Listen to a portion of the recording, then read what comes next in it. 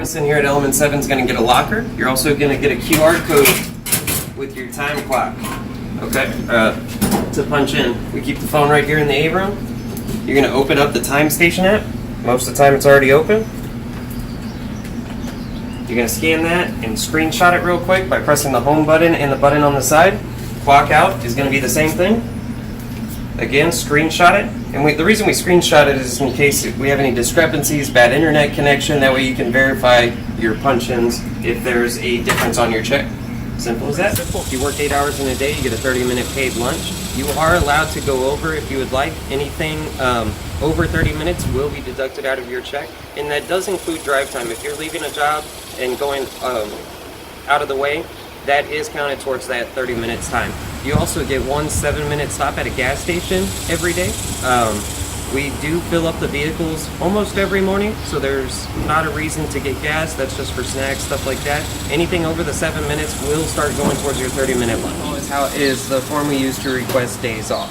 And you fill that out and you send that to the number that is on the form.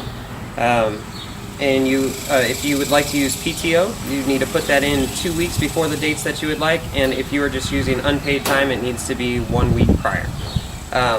Secondly, so the way PTO works is after being here for 1 year, you get 1 week of PTO. After 2 years, you get 2 weeks of PTO. And then after 10 years, you get 3 weeks of PTO.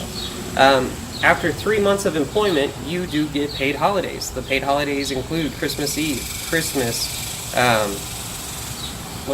Independence Day, Memorial Day, Labor Day, and Thanksgiving.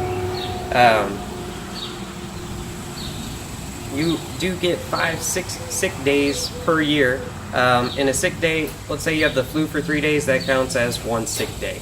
The material and tool manager is responsible for getting your oil changes, getting your tags and inspections taken care of.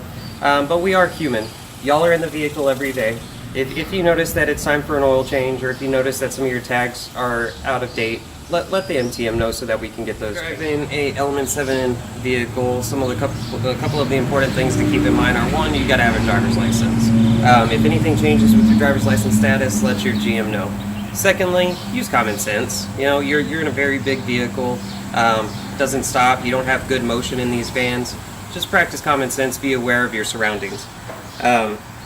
Thirdly, it is a big vehicle and we do carry very heavy 500-pound machines. Make sure that the machines are strapped in good. You want to make sure that they're level with the ground and strapped in so they will not budge.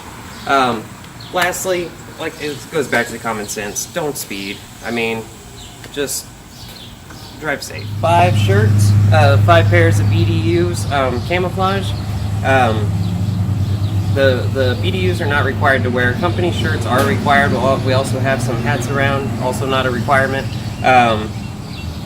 Let's see. You can wear blue jeans and my favorite, the overalls, as long as they are in clean order. If you leave, you will be responsible for either returning your clothes or the money will be deducted out of your last paycheck. Concrete is going to issue a cell phone to each team. This is going to be for the communicator on the team, and the reasons we issue the cell phones are: number one, for communication throughout the office with the GM, with builders, customers, stuff like that. Secondly, we're going to use them to take before pictures of a job and take after pictures of a job. That is very important. Thirdly, they're used to navigate to the job sites by the passenger. Obviously, we don't want the driver using the phone. Now, a couple of things that the phones are not used for. They are not used for internet radio. If they're being used for something like that, or watching videos, streaming videos on YouTube, something like that, and it goes over the limit, then those costs are going to come back to you. There is one exception with YouTube. If you are looking up decorative concrete videos, because here at Element 7, our biggest investment is in you. And we want you to educate yourself and find the best tools to do your job.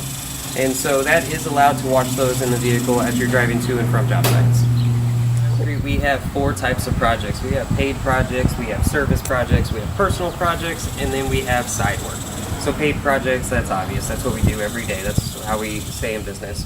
Now, personal projects is something, if you want to do a decorative floor for your mom or something, you can use our equipment, our tools. The materials you will have to pay for, and you can do that floor for them, and that works for close family. One thing is you cannot get paid for it, or that turns into that fourth one, side work. If you're getting paid to do decorative concrete work, we will terminate you on the spot. That is not allowed. We invest a lot of time and training into making you a true artisan, and for lack of better words, that is stealing by taking that out to profit for yourself. And then the third one was service projects. Service projects are projects if your church is remodeling and want a floor. They work a lot the same way as the personal projects, where the church will be on the hook for the materials, but we will do all the labor and use our tools for free.